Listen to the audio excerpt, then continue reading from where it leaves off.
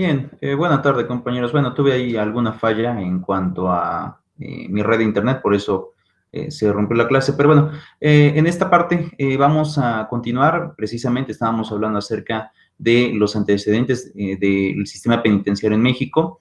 En realidad es un tema que tiene que ser abordado desde diferentes ejes, pero revocándome o yéndome hacia lo que estábamos viendo en un principio, lo que quiero dejar muy en claro es que el sistema penitenciario va a funcionar dependiendo del objeto o la finalidad de la pena en el sentenciado. Yo les decía en esta primera parte, bueno, lo que se permea, lo que se trata de que el sujeto logre tener como castigo, en un principio fue la pérdida de la libertad. Con el tiempo, no solamente fue la pérdida de la libertad, sino que de alguna manera, pues se intentaba que el individuo tuviera ciertas actividades dentro de los centros de reinserción social que lograran que este sujeto pues pudiera dejar atrás su vida delincuencial y pudiera empezar a tener como que ciertas costumbres, ciertos hábitos que le dieran lugar a una posible inserción tiempo después ya en la sociedad, pero ya no como un malestar, sino como un integrante que se desarrollará y se desenvolverá dentro de este sistema. Entonces, ha cambiado mucho esta parte, esta generación de sistema carcelario. Pero yo les decía, en la primera parte del siglo XIX lo que pues más se buscaba era básicamente el fusilamiento, es decir, la pena de muerte era muy acostumbrada en aquellos años. De hecho, pues bueno, un personaje famoso que también se le dio muerte dentro de estos sistemas carcelarios, dentro del sistema del México ya del siglo XIX, pues fue Maximiliano de Habsburgo. Pero bueno, vamos a ver una de las cárceles famosas del siglo XIX y después iremos a otra transición, ya lo que implica el siglo XX con la época de Lecumberri, pero antes quisiera que viéramos cómo estaba el sistema en el siglo XIX para poder también comprender cómo eran las condiciones carcelarias de aquel momento, ¿no? Y digo esto porque vamos a encontrar mucha diferencia, pero demasiada diferencia cuando logremos hacer la comparación con el actual sistema carcelario, las actuales deficiencias y muchas otras cosas más que vamos a poder estar observando. Pero bueno, en ese sentido vamos a ponerlo, déjenme ponerlo aquí.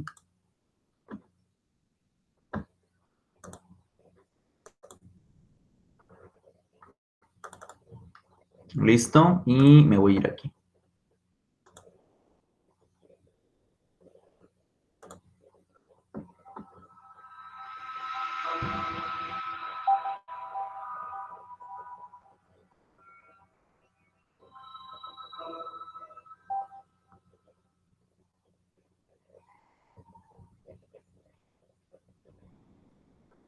En 1863 se fundó la cárcel de Belén para sustituir la prisión de la Cortada. Dicha cárcel fue el resultado de una comisión nombrada por el entonces presidente Benito Juárez. La conclusión arrojó la insostenibilidad de la cárcel de la Exacordada y por lo tanto... Vamos a poner una pequeña pausa porque creo que no se escucha muy bien. Y vamos a tratar de aumentar los volúmenes a efecto de que se logre escuchar con perfección. Listo, lo voy a regresar y comenzamos.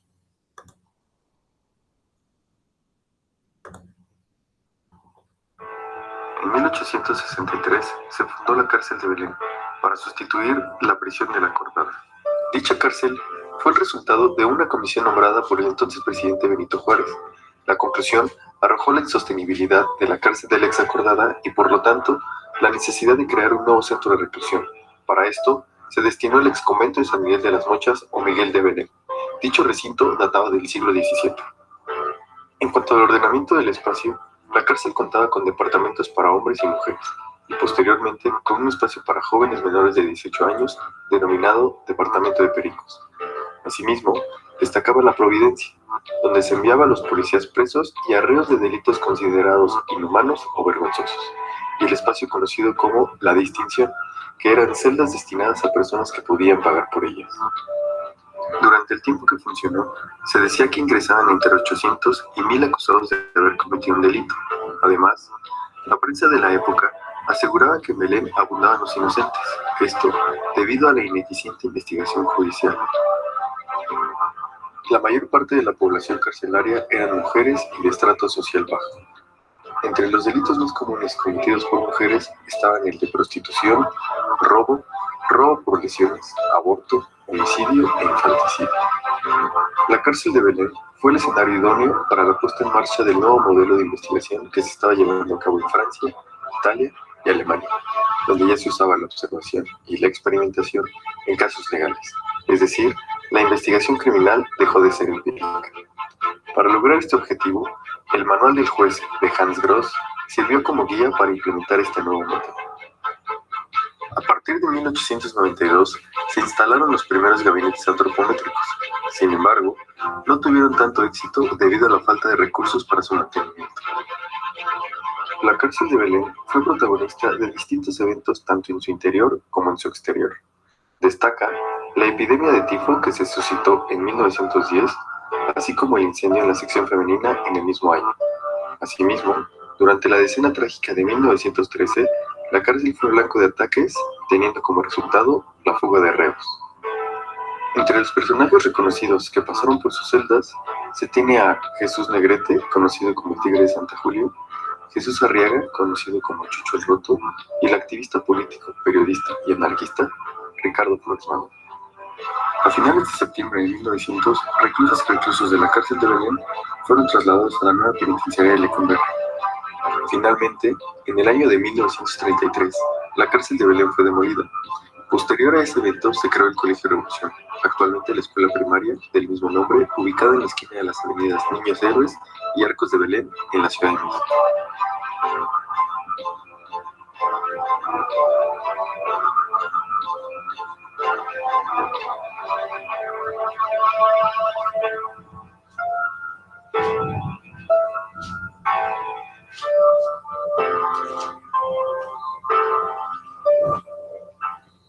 Bien, bueno, básicamente esta fue una de las cárceles que pues en aquel momento empezaron a tener mucho auge, eh, pero sobre todo de las cosas que a mí más me parecen sorprendentes es la cuestión que tiene que ver con el tema de cómo es posible que los sistemas carcelarios pues hayan cambiado tanto y sobre todo la capacidad que se tienen antes, ¿no? Y ahora con los nuevos sistemas penitenciarios. Vamos a seguir leyendo el documento que comentábamos en la clase y nos vamos a ir a la segunda parte, la evolución de la finalidad de la pena, es decir, cómo el sistema carcelario también se va a ir adecuando dependiendo los tipos de pena que se van realizando. Y fíjense lo que dice. Evolución de la finalidad de la pena. El sistema carcelario en México tiene varios siglos de historia, desde las jaulas prehispánicas donde se guardaba a los condenados a muerte, hasta las fortalezas de San Juan de Ulúa, el Palacio Negro de Lecumberri, o los actuales penales federales de alta seguridad. Fíjense que en esta primera parte no quise tocarlo, pero en la cuestión de las llamadas jaulas de la cuestión de los sistemas carcelarios en el México prehispánico, voy a dejar de compartir. Es una realidad que México, ante la multiculturalidad, ha tenido diferentes fases. Y en este caso, bueno, con la época prehispánica, era muy dado que los prisioneros pues estuvieran en jaulas y tratados como si fueran animales. En muchos otros se les obligaba a hacer trabajos forzosos, se les daba sacrificio, en algunas otras ocasiones se les mutilaba alguna extremidad del cuerpo, y eran como que sistemas muy atroces, ¿no? En realidad la cultura azteca, que era la que predominaba en aquel momento, pues no era tampoco tan benevolente, tenían penas sumamente severas, y bueno, entre otras cosas, pues generaban mucho miedo a la población circunvecina, ¿no? Porque los atemorizaban con que les iba a pasar algo parecido. Y en el caso de los delincuentes, pues era también algo igual. Ellos tenían un sistema de reglas, un sistema perfectamente bien establecido, y aquel que atentara contra esas reglas podía terminar muy, muy mal por órdenes de la propia, pues del propio imperio, en los emperadores mexicas de aquel momento.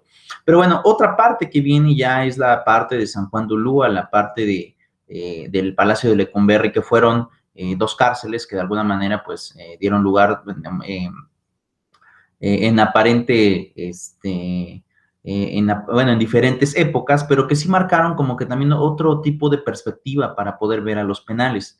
El Palacio de Lecumberri lo voy a ver tal vez en otra ocasión, pero hay algo muy significativo en este sistema. lo que se trataba era de castigar con el aislamiento sensorial en aquellos años.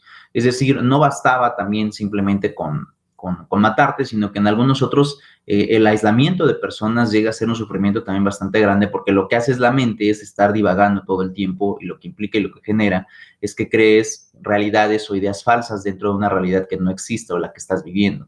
Es como perderte en el tiempo, básicamente. Y eso lo manejaban perfectamente bien en San Juan de Ulúa, aunque con otro tipo de tortura. Ahí también era una tortura física, porque el estar sudando, el estar pues todo el tiempo en este tipo de condiciones también generaba mucha problemática. Pero bueno, vamos a seguir viendo esta parte del documento. Y tenemos lo siguiente, vean. Penales de alta seguridad. Estos espacios de hierro se han ido abriendo y cerrando, creciendo y transformándose de muchas maneras, y pese a ello parece que desde hace siglos no dejan de enfrentar las mismas problemáticas: uso exclusivo, hacinamiento, maltrato de los presos, corrupción de la administración, fugas y también motines, ¿no? Es decir, todo el tiempo ha existido hacinamiento, que es tener a mucha gente en un solo lugar, pues obviamente que no da en un espacio determinado para poder estar cómodamente. Motines, que es básicamente cuando los reos pues están en contra de las políticas o de las decisiones de los directores de las cárceles, o bien cuando hay conflictos entre ellos mismos. La corrupción, que es algo que no se ha podido eliminar, y el maltrato de presos, ¿no? Es decir, a pesar de que hoy comprendemos a la reclusión dentro de los centros penitenciarios con la defensa y la protección de los derechos humanos, en aquellos años no se veía así. En aquellos años lo que se veía era principalmente estar teniendo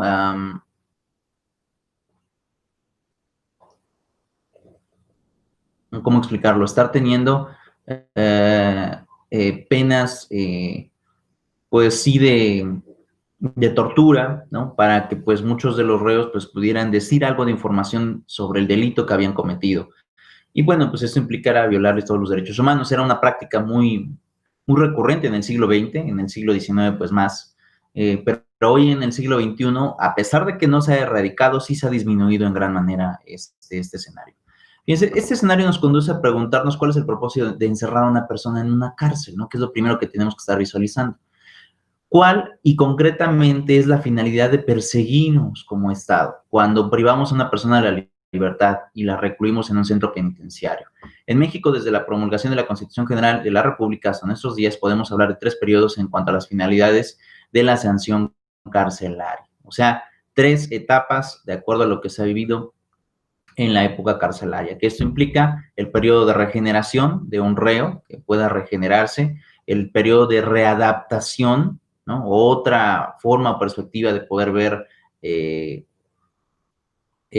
al sujeto, y el tercer periodo, que abarca de 2008, la reinserción social. Es decir, no solamente me basta con readaptarte, no solamente me basta con regenerarte.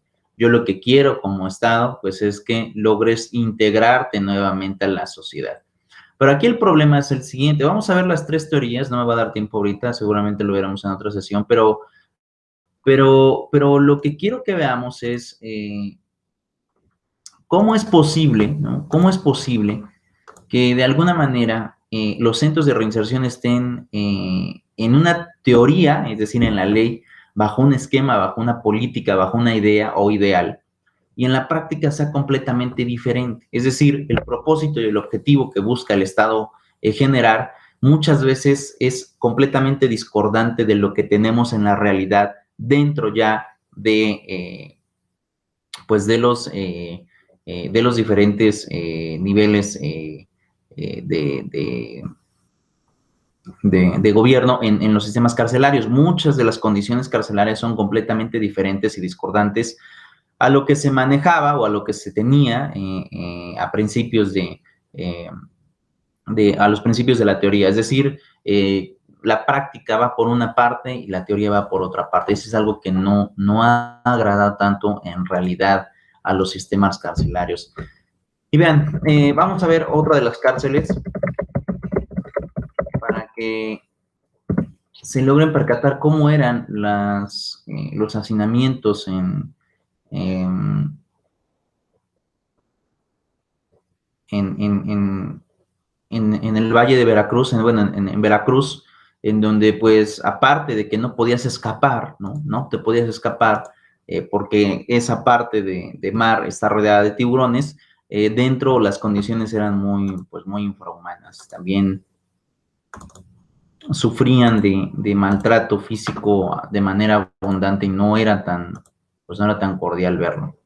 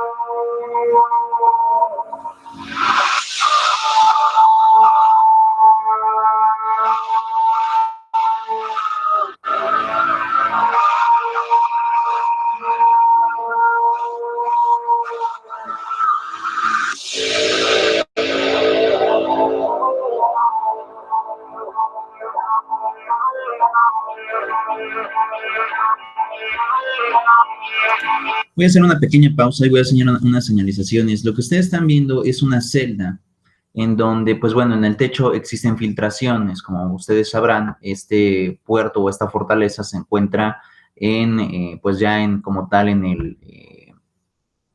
el mar, muy cerca del puerto de Veracruz. Sin embargo, pues bueno, está construido de piedra de coral, es decir, la disecación de corales, y es así como se logró construir esta gran fortaleza. Este material lo que hace es tener filtraciones, porque obviamente están suspendidos en el agua, y al interior de la celda se lograron generar una especie de filtros que logran gotear. Lo que en aquel momento se puso como castigo para aquellos que querían en la época porfiriana rebelarse en contra del sistema gubernamental, pues era, entre otras cosas, el poder dejarlos dentro de una celda donde existiera esta filtración. Y bueno, la leyenda decía que el sujeto era amarrado con grilletes y se le permitía que la gota o el goteo estuviera tocando la cabeza en todo el tiempo. ¿Qué era lo que pasaba? Se tenía la creencia de que el goteo con el paso del tiempo podía llegar a perforar los cráneos, cosa que no es verdad, no es real, pero al menos esa creencia se tenía. Aquí lo complicado del tema es las condiciones en las que vivían, que son completamente húmedas. Obviamente la gente que está recluida ahí se la pasaba sudando. Y aparte, esta fortaleza tenía algunas construcciones que lograban rebotar o expandir los audios a los lugares donde se encontraban los pasillos. Así lo que hablaban los reos, que en teoría pues conspiraban en contra de la época porfiriana o del porfiriato del presidente, iban a ser escuchados por los guardias de aquel lugar y podían comunicarse cualquier dato pues relevante que ellos llegaran a comunicar entre sí.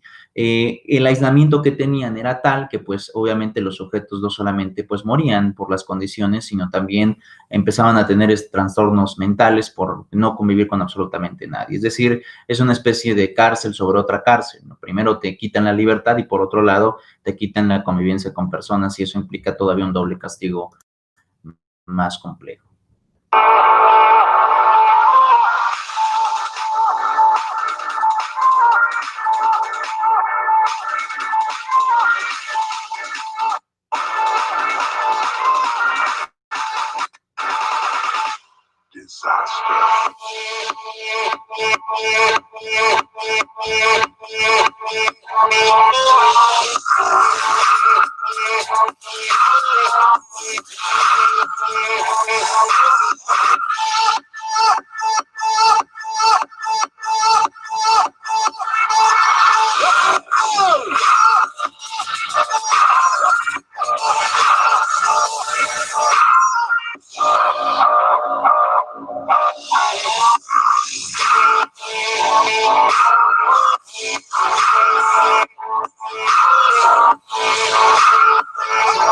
Esto que pueden observar en esta parte es la parte hotelera del puerto y estas son las partes que tienen que ver ya con los embarcaderos y aduanas.